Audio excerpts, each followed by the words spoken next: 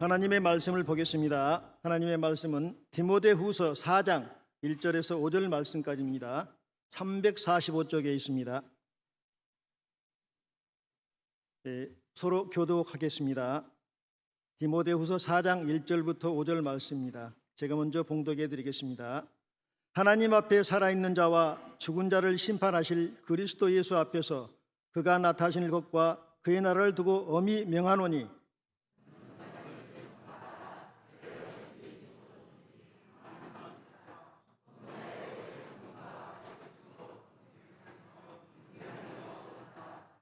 때가 이르리니 사람이 바른 교훈을 받지 아니하며 귀가 가려워서 자기의 사욕을 따를 스승을 많이 두고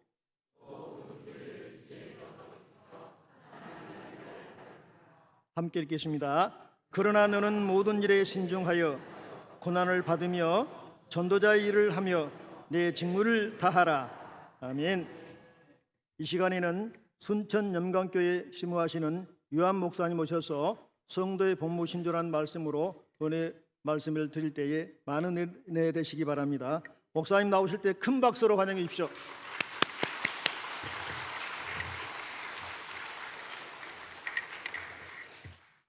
할렐루야. 반갑습니다. 잠시 기도할까요? 기도하겠습니다. 하나님 감사합니다. 우리에게 귀한 예배의 자리를 허락하여 주시고 특별히 구역장 헌신 예배를 통하여 하나님 말씀 앞에 서게 하심을 감사합니다. 이 말씀을 통하여 우리의 마음의 밭에 그 말씀의 뿌리가 열매가 맺어질 수 있도록 성령님 역사하여 주옵소서. 우리는 집중도 잘 못합니다. 그러나 성령님께서 말씀을 붙잡아 우리 가슴판에 새기게 하시고 구역장들로부터 모든 교회가 하나님 결단하는 귀한 시간 되게 해 주시옵소서. 이 모든 것 우리를 구원하신 예수님의 이름으로 간절히 기도합니다. 아멘. 반갑습니다. 저는 순천에서 왔어요. 좋은 교회의 설교자로 초청해 주신 목사님, 담임 목사님과 교회 그리고 장로님들께 먼저 감사를 드립니다. 교회의 꽃은요 사실 구역 모임이에요. 근데 거기에서 구역장 헌신 예배는 굉장히 중요하겠죠. 그래서 어떤 말씀을 증거할까 고민을 많이 하다가 오늘 복무신조 성도들이 마땅히 지켜야 할 하나의 과제가 하나 있다면 뭘까? 이게 바로 오늘 본문의 이야기인데 그 생활의 태도, 복무신조인 그 말씀에 대해서 함께 은혜를 나누기를 원합니다. 오늘 본문의 디모데후서의 이야기를 보면요, 이 배경이 있어요. 어떤 상황에서 이 편지를 쓰게 되어졌냐 하면 사도 바울이 그의 사랑하는 제자 디모데에게 마지막으로 쓴 편지예요. 그러니까 사도 바울이 가장 사랑하는 사람에게 가장 마지막으로 쓴 편지. 중요할까요? 중요하지 않을까요? 중요하겠죠. 그 중요한 내용 중에서도요, 오늘 본문은 더 중요해요. 마지막 감옥 속에서 디모데에게 마지막 유언과 같은 메시지를 전하는데 같이 한번 읽어볼까요? 6절과 7절인데 혹시 자막이 나오나요? 성경책을 보시면서 6절과 7절 같이 한번 읽겠습니다. 시작. 전제와 같이 내가 벌써 부어지고 나의 떠날 시기가 가까웠도다. 나는 선한 싸움을 싸우고 나의 달려갈 길을 마치고 믿음을 지켰으니. 사도 바울은 이제 자신의 목숨이 얼마 남지 않은 것을 알았어요. 이제 곧 내가 죽겠구나. 전제와 같이 부어지겠구나. 그래서 마지막 제자에게 연필을 들고 편지를 쓰는 겁니다. 그 메시지의 내용이 뭐냐? 때를 어떤지 못 어떤지 하나님의 말씀을 전파하라. 이게 바로 사랑하는 자에게 남긴 유언이죠. 유언이라기보다는 그 명령과 같아요. 여러분, 사람이 죽을 때 마지막으로 하는 유언을 생각해 보면 굉장히 중요하겠죠. 부모님이 평상시에도 많은 이야기를 했다가 마지막 돌아가실 때 아들아, 딸아, 마지막으로 메시지를 주는 그 메시지는 다른 모든 메시지보다도 더 중요하고 무게가 다르겠죠. 이게 바로 오늘 본문의 이야기입니다. 그리고 오늘 본문의 이야기의 그 시작이 뭐냐? 1절, 2절 여러분 성경을 한번 읽겠습니다. 1절, 2절 시작. 하나님 앞과 산 자와 죽은 자를 심판하실 그리스도 예수 앞에서 그가 나타나실 것과 그의 나라를 두고 엄히 명하노니 너는 말씀을 전파하라. 때를 어떤지 못 어떤지 항상 힘쓰라. 이 말씀이 바로 디모데에게 주는 마지막 명령이자 또 유언이었어요. 그런데 문제는요, 이 명령이 굉장히 독특해요. 왜 독특하냐? 내용을 보시게 되면은 이렇게 말을 합니다. 사도 바울이 디모데에게 하나님과 예수님과 하나님 나라와 재림을 걸고 명령을 하는 거래요. 여러분, 성경에 통틀어서 하나님과 예수님과 그의 나라와 재림을 걸고 명령을 하는 것은 이것밖에 없어요. 그러니까 엄청나게 가장 중요한 명령을 던지는 것인데, 이 중대한 명령이 뭐냐? 때를 어떤지 못 어떤지 하나님의 말씀을 전파하는 것이 우리에게 주어진 명령인 줄 믿으시길 축복합니다. 우리가 회사에 가면요, 회사에는 회칙들이 있어요. 몇 시에 출근하고 몇 시에 퇴근하고, 또 여러 가지가 있겠죠. 뭐 복장, 또 뭐 보고 체계, 이런 것들이 다 있습니다. 퇴근하는 시간도 정해져 있겠죠. 이것을 어기게 되면은 회사에서 제재를 강하게 두게 되는 거죠. 저는 군대를 다녀왔는데 군대에도 마찬가지예요. 군대에도 복무신조라는 게 있어요. 저는 28사단 연천에서 제대를 했는데요.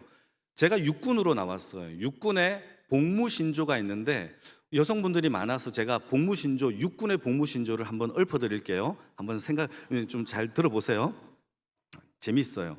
우리는 국가와 국민의 충성을 다하는 대한민국 육군이다. 이제 육군이라는 거죠. 첫째, 하나, 우리는 자유민주주의를 수호하고 조국 통일의 역군이 된다. 둘, 우리는 실전과 같은 훈련으로 지상전에서 승리자가 된다. 셋, 우리는 법규를 준수하고 상관의 명령에 복종한다. 옛날엔 절대 복종이라고 했는데 절대로 요즘 뺐어요. 넷, 우리는 명예와 신의를 지키고 전우회로 굳게 단결한다. 끝. 좋죠? 예, 이게 군인의 복무신조입니다. 군인이라면 반드시 지켜야 할 명령인 거죠. 그런데요, 오늘 사도 바울은 예수를 믿고 크리스찬이 되었다라고 한다면 반드시 지켜야 할 신앙의 신조가 있다라는 거죠. 그게 뭐냐? 때를 어떤지 못 어떤지 하나님의 말씀을 전파하라. 아멘. 아멘이 좀 적어요.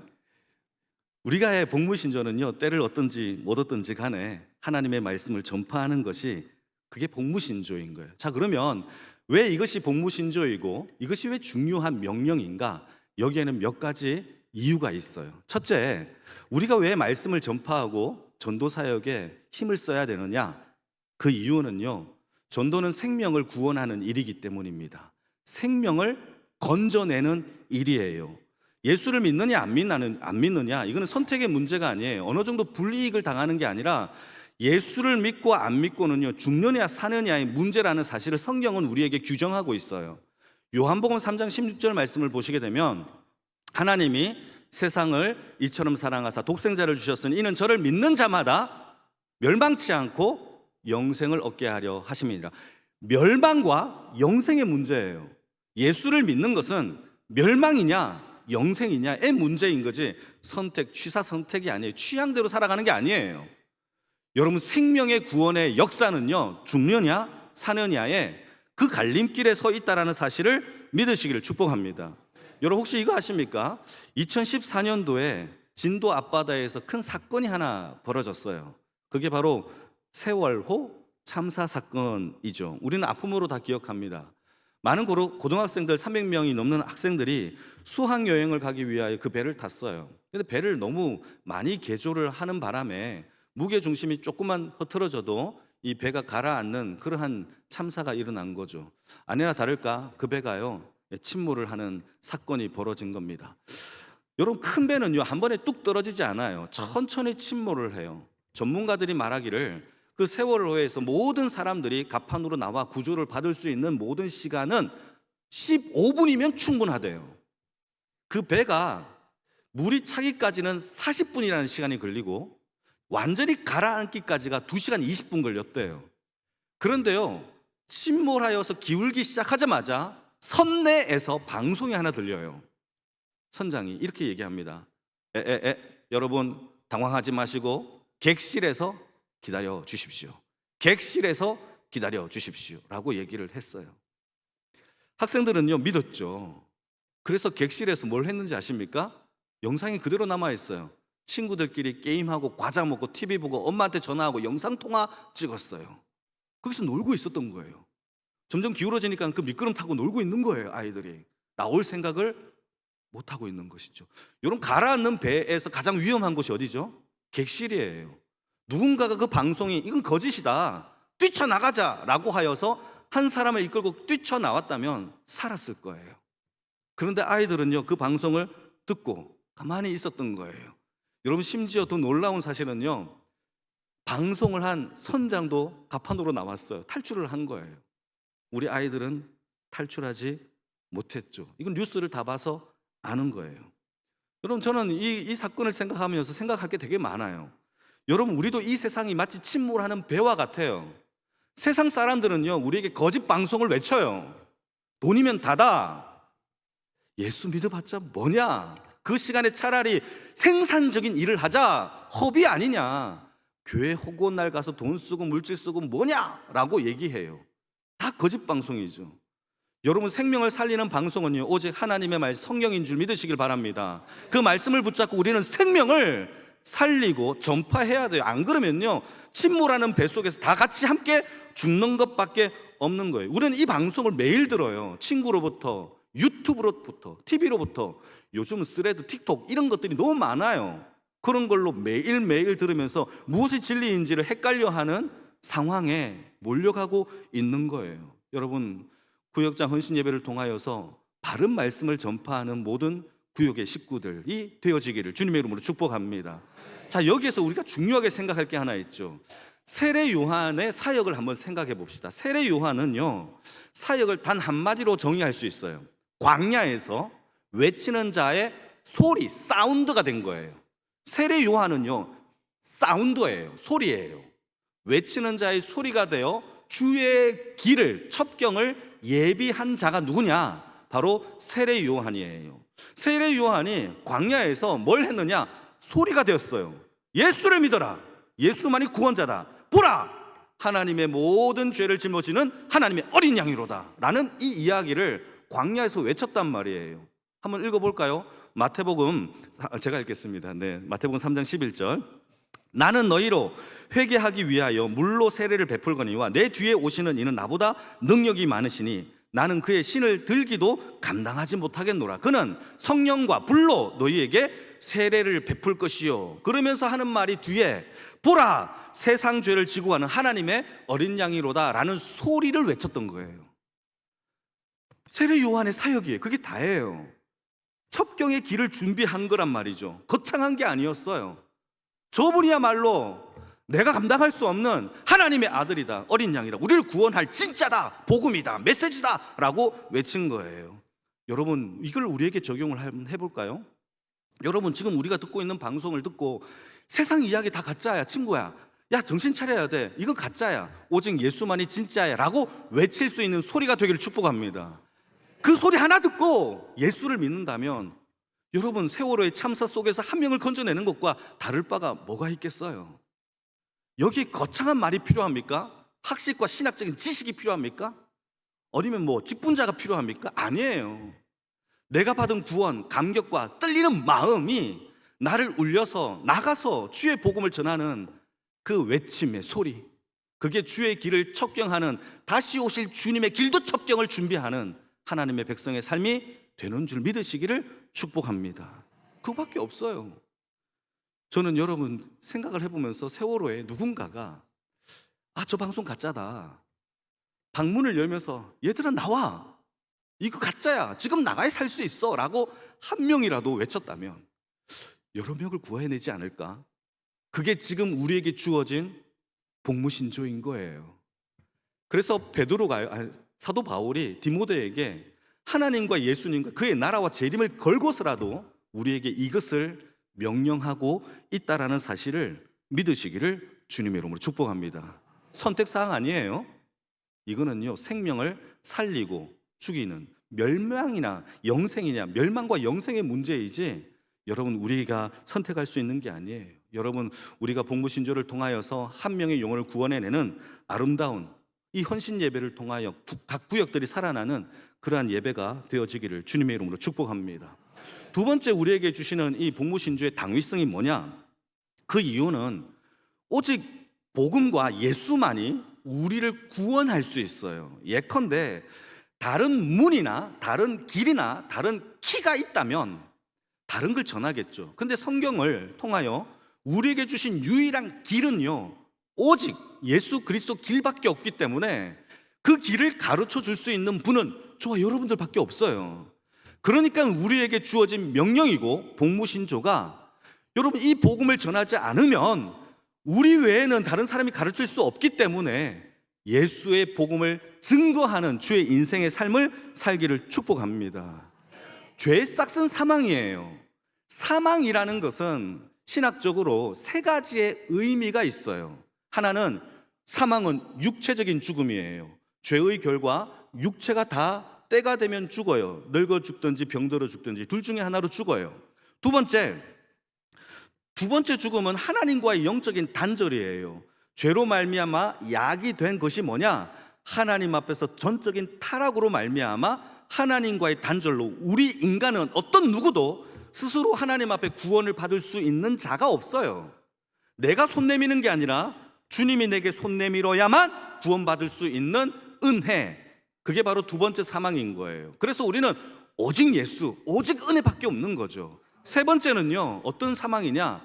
죄로 말미암아 내려진 심판의 결과가 지옥에 떨어지는 거예요. 영원한 심판의 사망이 우리에게 주어진 거죠. 이 세 가지의 사망의 약이 된 이 모든 것들을 유일하게 해결해 줄 수 있는 유일한 분은 예수밖에 없어요. 그래서 우리는요, 오직 예수만 증거해야 돼요.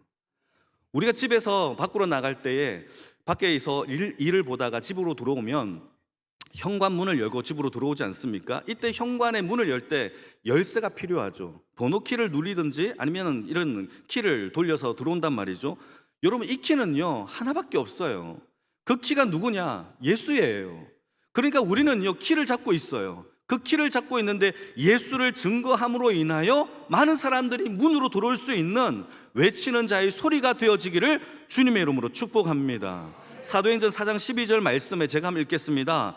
다른 이로서는 구원을 받을 수 없나니 천하 사람 중에 구원을 받을 사람은 다른 이름, 구원을 받을 만한 다른 이름을 우리에게 주신 일이 없음이니라.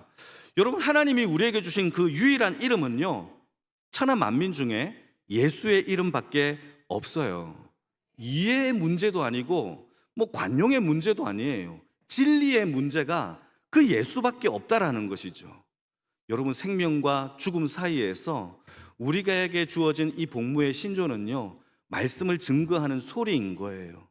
대단한 실력자가 키워져서 엄청난 교리를 알아서 성경을 달달 외워서가 아니라 너 살자라는 그 말 한마디로 인하여 하나님의 생명의 역사가 흘러간다라는 사실을 믿으시기를 축복합니다. 가라앉는 배에 구명조끼 던지는 거 누구나 할 수 있어요. 그 일을 우리에게 주셨다는 사실을 믿고 하나님과 예수님과 그의 나라와 재림을 걸고 오늘도 복무신조에 참여하는 주의 인생들이 다 되기를 주님의 이름으로 축복합니다. 세 번째, 마지막이에요. 세 번째, 말씀 전파, 복음 전파의 중요한 이유가 무엇이냐? 예수님이 제자들에게 또는 우리에게 주신 마지막 지상명령이기 때문이에요. 지상명령. 여러분, 지상명령이 뭐냐? 예수님께서 마태복음 28장에서 제자들에게 부활하시기 전에 마지막으로 남겨놓은 남은 제자들에게 했던 메시지가 무엇이냐? 제가 한번 읽어볼게요. 그러므로 너희는 가서 모든 족속으로 제자를 삼아 아버지와 아들과 성령의 이름으로 세례를 베풀고 내가 너희에게 분부한 모든 말씀을 가르쳐 지키게 하라. 볼지어다 내가 세상 끝날까지 너희와 함께 있으리라 하시니라. 아멘. 예수님이 하신 마지막 명령이에요. 이 지상 명령이라는 것을 어떤 사람은 오해하는데 땅지자 윗상자 땅 위의 명령이라고 생각하는데 그게 아니에요. 지상 명령할 때 지자는요 지극할 지자예요. 이 땅 위에 있는 명령 중에서 가장 지극히 높은 명령이 뭐냐?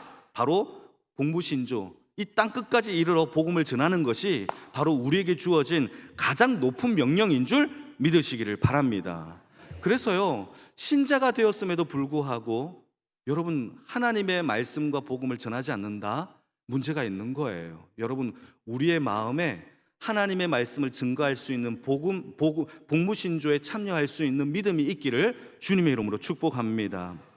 그래서 이 지상 명령이 요한복음의 말씀을 보시게 되면 조금 다르게 설명을 해놓고 있어요. 그것도 제가 한번 읽어볼게요. 21장에 보게 되면 예수께서 또 이르시되 너희에게 평강이 있을지어다.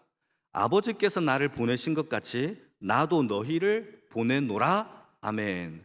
지상 명령이요 마태복음에는요 모든 족속으로 제자를 삼는 것이고 그들에게 말씀을 가르치고 세례를 베푸는 것이라면, 요한은요 지상 명령을 이렇게 설명합니다.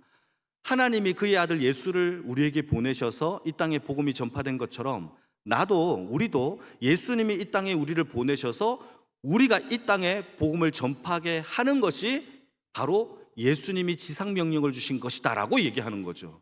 그러니까 저와 여러분들은 이 땅에 그냥 막연하게 잘 먹고 잘 사는 사람으로 사는 게 아니에요. 이 땅에 하나님이 예수님을 보내셔서 하나님의 나라를 가르친 것처럼 우리 또한 이 땅에서 내 삶에서 내 터전에서 먹고 사는 게 목적이 아니라 하나님의 말씀을 지상 명령을 이 땅에서 예수님 보내신 것처럼 우리 또한 다른 사람들에게 복음을 전하는 것이 우리가 살아있는 존재의 목적임을 믿으시기를 바랍니다. 그래서 말씀을 전파하는 것, 이거는요 우리가 원해서 하는 것이 아니라 하나님이 우리에게 주신 명령임을 그걸 알아야 우리가 이 땅에서 그 명령과 사명을 감당할 수 있는 거예요. 저와 여러분들에게는 하나님이 먼저 택하셔서 예수 믿게 하셨고 복음을 주신 줄 믿으십니까? 저는 하나님이 저를 택하셨어요. 여러분들도 택하셨어요. 그리고 복음을 주셨어요. 복음을 알게 하셨어요. 그리고 교회를 주셨어요. 교회는요 내가 고르고 골라서 이 교회에 온 게 아니에요. 하나님이 짝지어 주신 게 교회예요. 이 교회는요 하나님이 이 교회로 붙여주신 거예요. 이곳에서 영적인 말씀을 먹고 살고 이곳에서 풍성한 열매를 맺게 하는 거, 그게 하나님께서 여기서 에너지를 얻고 힘을 얻고 말씀으로 위로를 얻고 또 나가서 하나님의 말씀을 전파하게 하는 것, 그게 요한이 말한 복무신조 지상명령의 뜻이라는 거예요. 여러분 하나님의 전도의 사명을 잘 감당하는 구역 그리고 모든 주의 백성 되어지기를 주님의 이름으로 축복합니다. 아멘입니까? 그런데요 문제가 하나 있어요. 이걸 감당하기 위해서는 한 가지를 더 해야 돼요. 그게 뭐냐? 그게 바로 기도예요. 복음 사역은 기도 없이 불가능해요. 영혼을 구원하는 일은요 인간의 말빨, 인간의 정으로 되어지는 게 아니라 하나님의 역사예요. 그래서요 기도 없이 전도의 역사는 일어나지 않아요.